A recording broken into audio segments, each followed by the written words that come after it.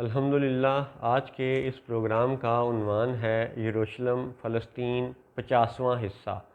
अऊज़ु बिल्लाहि मिनश शैतानिर रजीम, बिस्मिल्लाहिर्रहमानिर्रहीम। अस्सलातु वस्सलामु अलैका या सय्यदी या रसूलल्लाह व अला अज़वाजिका व अस्हाबिका व आलिका या सय्यदी या हबीबल्लाह। अल्हम्दुलिल्लाह, लाहौर शहर में आज बरोज़ हफ़्ता 29 सफ़रुल मुज़फ़्फ़र 1445 हिजरी और 16 सितंबर 2023 ईस्वी का दिन है। यरूशलेम फ़लस्तीन के उन्वान पर जारी इन प्रोग्रामों में हम बात कर रहे हैं कि जूदा नबी नहीं था। जूदा के मामलात और जूदा के काम ऐसे थे कि वो नबी कहलाए जाने का हक़दार नहीं है, और जब वो नबी ही नहीं है तो इब्राहीमी मज़हब का दावा करने वाले यहूदियों को सोचना चाहिए कि जब वो नबूवत के सिलसिले को मानते हैं इब्राहीम अलैहिस्सलाम की निस्बत से, तो फिर उन्हें ये मानना पड़ेगा कि अगर कोई नबी ना हो तो उस गैर नबी के नाम पर किसी दीन का मज़हब का क़याम नहीं किया जा सकता। यानी जूदाइज़म कोई मज़हब नहीं है। आइए जूइश एनसाइक्लोपीडिया का आर्टिकल 14344 पढ़ते हैं, देखते हैं। ये जूइश एनसाइक्लोपीडिया का आर्टिकल है, 1901 से 1906 तक का लिखा हुआ डॉक्यूमेंट है, हॉलोकॉस्ट से पहले का डॉक्यूमेंट है। आर्टिकल का नाम है टेस्टामेंट्स ऑफ द 12 पैट्रियार्क्स। अब इन 12 यानी जो हज़रत याकूब अलैहिस्सलाम के 12 बेटे थे, उन्होंने अपनी मौत से पहले 12 मुख्तलिफ़ डॉक्यूमेंट्स लिखे, जिसमें उन्होंने अपनी ज़िंदगी की अच्छाइयाँ और बुराइयाँ लिख दी कि हमने ये अच्छा किया, हमारे ये बच्चे अच्छा काम करते रहे, हमसे ये भूल गलती ख़ता गुनाह हो गया तो हमारे बच्चे इन गुनाहों से बच जाएं। ये हैं वो 12 टेस्टामेंट्स ऑफ द पैट्रियार्क्स, यानी टेस्टामेंट्स ऑफ द 12 पैट्रियार्क्स का पैटर्न आपको समझ आया। अब इसमें हम आज बात करेंगे कि 4 भाइयों ने तो यूसुफ अलैहिस्सलाम के कातिल का जिक्र किया, 8 ने क्यों नहीं किया। साइमन का जिक्र हम पहले कर चुके हैं। आज हम देखते हैं कि तरतीब के लिहाज से 6ठे नंबर पे भाई का नाम है जी ज़ेबुलून। ज़ेबुलून के टेस्टामेंट ऑफ ज़ेबुलून में ये लिखा हुआ है कि he tells his children moreover that it was his deep compassion for Joseph which restrained Simon and God from bloodshed। यानी ज़ेबुलून ख़ुद कह रहा है कि उसने साइमन और गाद को ब्लडशेड से रोका था। फिर आगे चल के वो कहता है कि for he had joined his youngest brother in an appeal to their sympathy and had adjured them with tears not to commit the crime, and thus anticipating even Reuben who made the proposal to cast Joseph into the pit to save the young lad's life, when the other brothers took the 20 pieces of silver for which they sold Joseph and used them to buy sandals। अब इसका मुख्तसर सा तर्जुमा खुलासा ये है कि ज़ेबुलून अपने टेस्टामेंट में ये लिख रहा है कि कातिल साइमन और गाद थे। ज़ेबुलून ने उनको रोकने की कोशिश की, रियूबिन ने भी जूदा यूसुफ अलैहिस्सलाम को बचाने की कोशिश की। अब ये सारे मुख्तलिफ जो टेस्टामेंट्स हैं वो आपस में कॉन्ट्राडिक्टरी हैं। फिर आगे चलें, 7 नंबर का भाई है डैन, DAN। उसने लिखा एंगर और फॉल्सहुड के हवाले से, झूठ के हवाले से। टेस्टामेंट ऑफ डैन के अंदर ये लिखा हुआ है, Dan the black sheep among the tribes of Israel tells his children। अब आप इस जुमले पे गौर करें कि बनी इसराइल में से जो 12 कबीले थे उसमें से ब्लैक शीप किसको करार दिया जा रहा है, डैन को। और वो अपने बच्चों को लिखता है that under the influence of Belial, Belial शैतान को कहते हैं वो, BELIAL, बिलियाल, he had been filled with anger against Joseph and that eager to devour him as a leopard devours a kid, he had planned to kill him।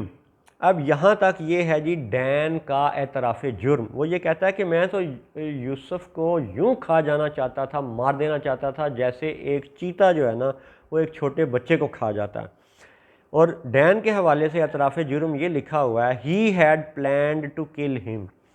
ठीक है, फिर इसी तरह आगे 9वें नंबर पे जो भाई है GAD गैड, उसके टेस्टामेंट ऑफ गैड में हेट्रेड यानी नफ़रत के हवाले से लिखा गया और वो अपने बच्चों को नफ़रत से बचने की ताकीद करता है।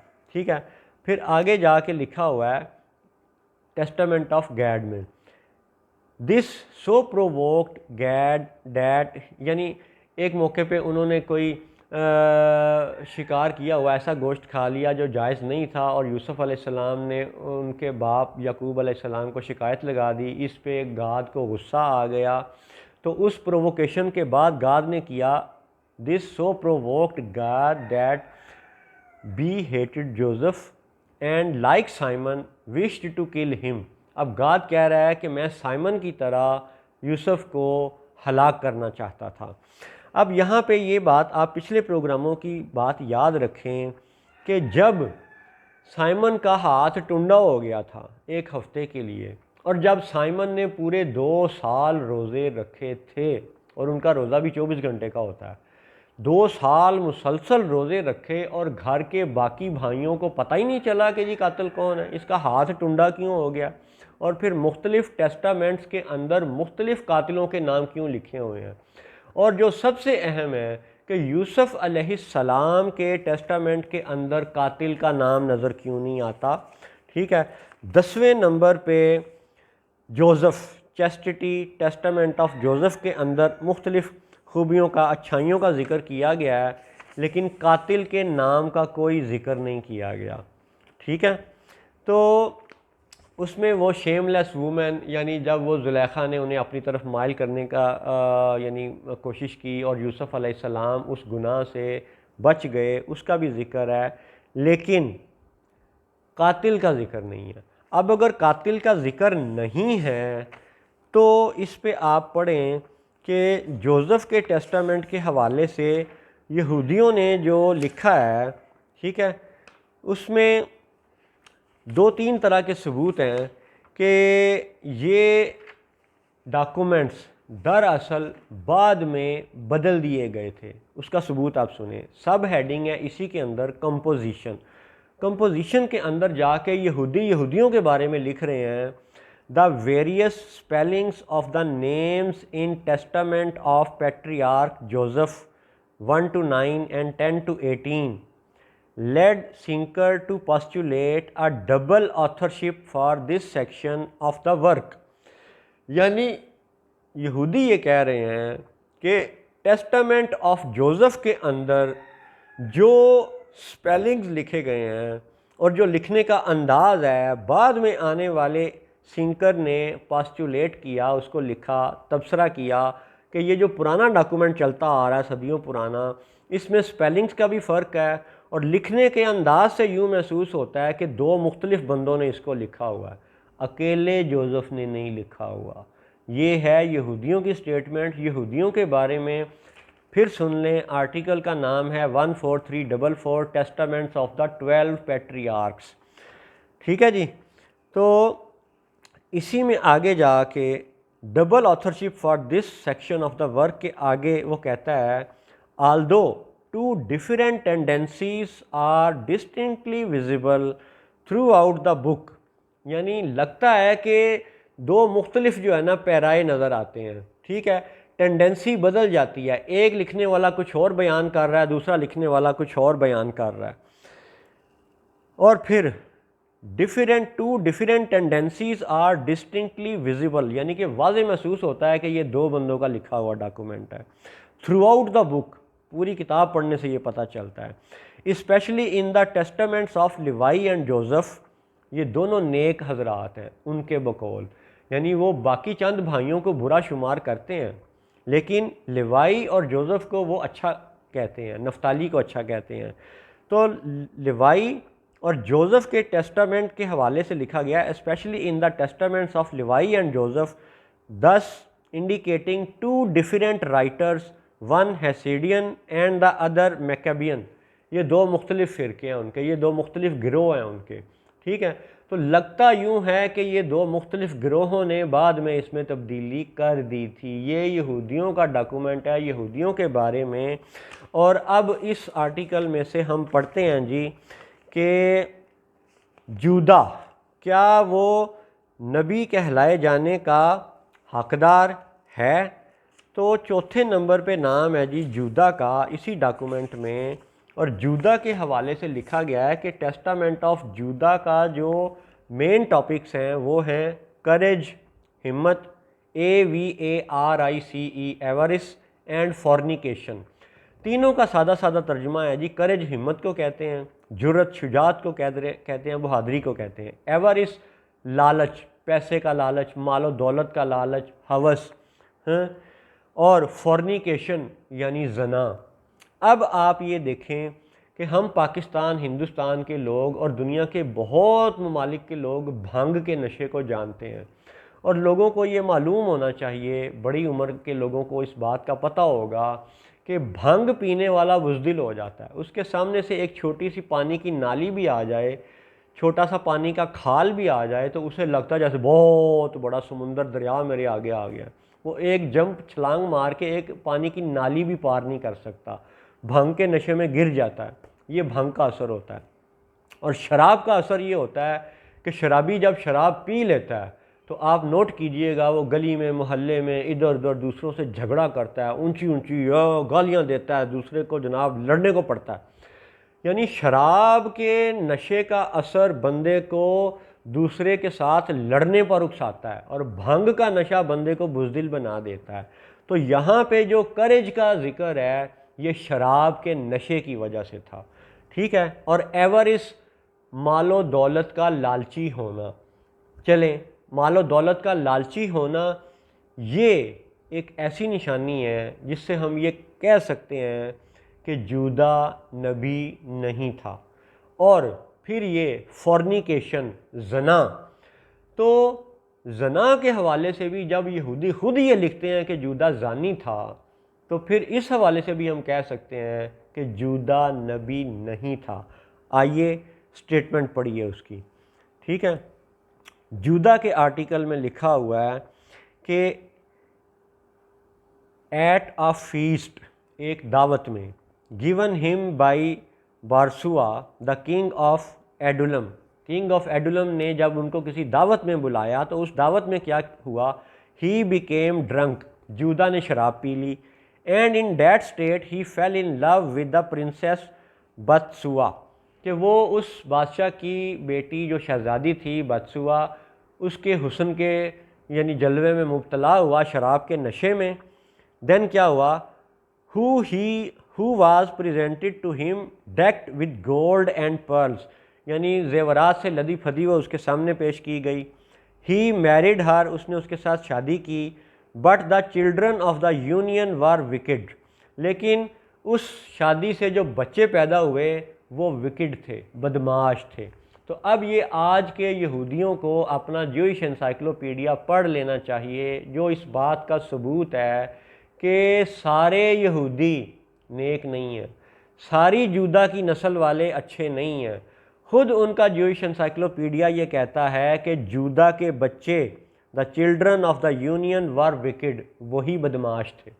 ये मैंने नहीं लिखा, ये यहूदियों ने यहूदियों के बारे में लिखा है।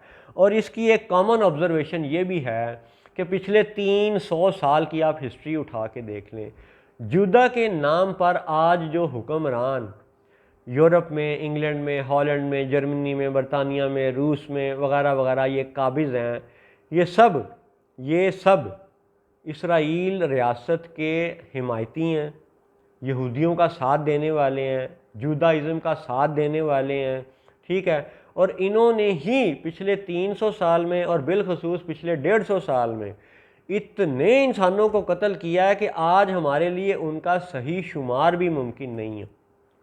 पहली जंग अजीम में 2.5 करोड़ मारे गए, दूसरी जंग अजीम में 5 करोड़ लोग मारे गए।